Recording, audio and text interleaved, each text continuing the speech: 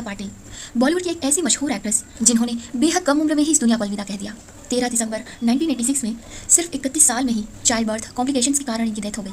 लेखिका भावना सोमिया ने अपने आर्टिकल में स्मिता पाटिल के आखिरी दिनों के बारे में जिक्र किया था। दोस्तों, उन्होंने लिखा था कि 12 दिसंबर 1986 के दिन कि स्मिता पाटिल ने सुबह 6 बजे अपने बेटे प्रतीक को चुप कराया और इसके बाद स्मिता पाटिल अपने बेटे को लेकर नर्सरी चली गई। प्रतीक अपना सिर मां के शरीर से दूर कर रहे थे। तब स्मिता पाटिल को महसूस हुआ कि उनके शरीर का तापमान बेटे को परेशान कर रहा है। बीमार होने के कारण 2 दिन से स्मिता पाटिल ने अपने बेटे को छुआ तक नहीं था।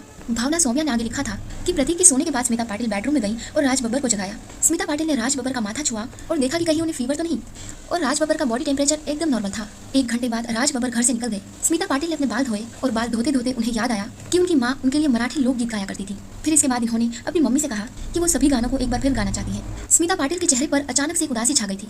उनके शरीर में मामूली सा दर्द हो रहा था। सुबह करीब 10:30 बजे डॉक्टर रेगुलर चेकअप के लिए आए। उन्होंने कहा मामूली सा बुखार है, चिंता की कोई बात नहीं। इसके बाद डॉक्टर उन्हें ड्रिप लगाकर दूसरी विजिट के लिए निकल गए। करीब 2 घंटे बाद जब स्मिता पाटिल को लगी पहली बोतल पूरी हुई तो उन्होंने रूम बदलने की इच्छा जताई। स्मिता पाटिल को बेचैनी होने लगी थी और किसी का कॉन्ट्रैक्ट नंबर तलाशने लगी। इन्होंने करीब 3 बजे पूनम ढिल्लों को फोन किया और कहा कि वो ठीक महसूस नहीं कर रही है। शाम को राज बब्बर मीटिंग से वापस लौटे। तब तक स्मिता पाटिल अच्छा महसूस कर रही थी। राज बब्बर किसी फंक्शन में जाने वाली थी। उन्होंने अलमारी से राज बब्बर के कपड़े निकाले और उनके साथ जाने की इच्छा जाहिर की। हालांकि राज बब्बर तैयार नहीं हुए थे और उन्होंने स्मिता पाटिल को बेड पर लिटाया और कंबल उठाकर नहाने चले गए। करीब 10 मिनट बाद जब वो बाहर आए तो उन्होंने देखा कि स्मिता पाटिल का चेहरा पीला पड़ चुका था।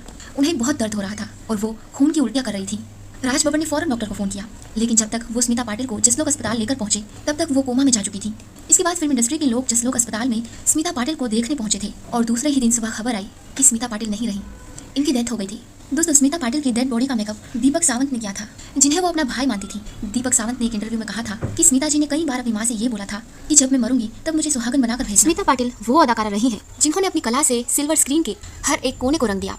17 अक्टूबर 1955 को पुणे के पुनबी मराठा परिवार में जन्मी स्मिता पाटिल के पिता शिवाजीराव गिरधर पाटिल एक राजनेता थे और महाविद्याबाई पाटिल समाज सेविका, जो कि महाराष्ट्र के खानदेश क्षेत्र के शिरपुर शहर में रहा करते थे। स्मिता पाटिल की शुरुआती पढ़ाई हुई पुणे में वेणुका स्वरूप मेमोरियल हाई स्कूल में और इसके बाद स्मिता पाटिल ने film man television institute Pune से ग्रेजुएशन कर लिया। स्मिता पाटिल ने कैमरे का सामना सबसे पहले किया मुंबई दूरदर्शन में। ये बात है 1970 की, जबकि वो दूरदर्शन की न्यूज कास्टर यानी न्यूज रीडर बन गई। यहीं से शुरू हुई थी स्मिता पाटिल की कैमरे से दोस्ती और 1975 में श्याम बेनेगल ने स्मिता पाटिल को अपनी फिल्म चरणदास चोर में कास्ट कर लिया। स्मिता पाटिल उस दौर के पैरेलल सिनेमा की मुख्य अभिनेत्रियों में से एक थी।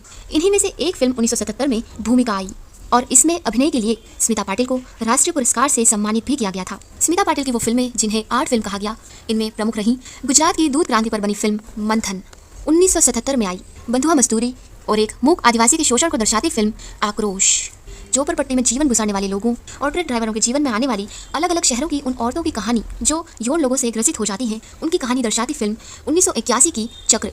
इसके लिए भी स्मिता पाटिल को राष्ट्रीय फिल्म पुरस्कार से सम्मानित किया गया था। 1985 में जी अरविंदन की फिल्म जुदाम्बरम और 1985 में ही राजस्थान की मिर्च की खेती से जुड़ी महिला मजदूरों और वहाँ की सामंती प्रथा पर आधारित कथा मिर्च मसाला। इसी कड़ी में सत्यजीत रे की फिल्म सदगति और गोविंद निहलानी की फिल्म अर्धसत्य को भी भुलाया नहीं जा सकता। स्मिता पाटिल की उल्लेखनीय फिल्मों में मराठी फिल्म उम्बट्ठा का जिक्र भी बहुत जरूरी है। इसके लिए इन्हें फिल्म फेयर का बेस्ट एक्ट्रेस का अवार्ड मिला और इसी फिल्म को सुबह नाम से हिंदी में रिलीज किया गया था। ये हिंदी में डब की गई थी।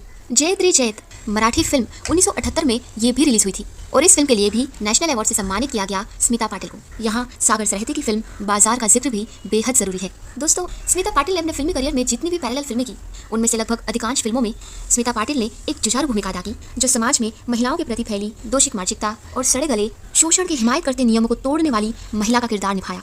1985 में भारत सरकार ने उन्हें पद्मश्री से सम्मानित किया था। स्मिता पाटिल उन कुछ गिनी चुनी अभिनेत्रियों में से एक थीं जिन्होंने समानांतर सिनेमा, जिसे आर्ट फिल्म कहा गया, उनमें अपनी प्रतिभा को साबित किया और साथ ही मेन स्ट्रीम की खालिस कमर्शियल फिल्मों में भी वो उतनी ही पसंद की गई। अमिताभ बच्चन के साथ शक्ति और नमक हलाल, राकेश रोशन और राजेश खन्ना के साथ आखिर क्यों, राजेश खन्ना के साथ ही अमृत और शशि कपूर के साथ घुंघरू, दहलीज, आज की आवाज़ और भीगी पलकें राज बब्बर के साथ। फिल्मों में साथ काम करते करते स्मिता पाटिल और राज बब्बर करीब आ गए, जो कि उस समय राज बब्बर पहले से ही शादीशुदा थे, तो सब तरफ स्मिता पाटिल और राज बब्बर के रिश्तों का विरोध हुआ, लेकिन दोनों ने शादी कर ली।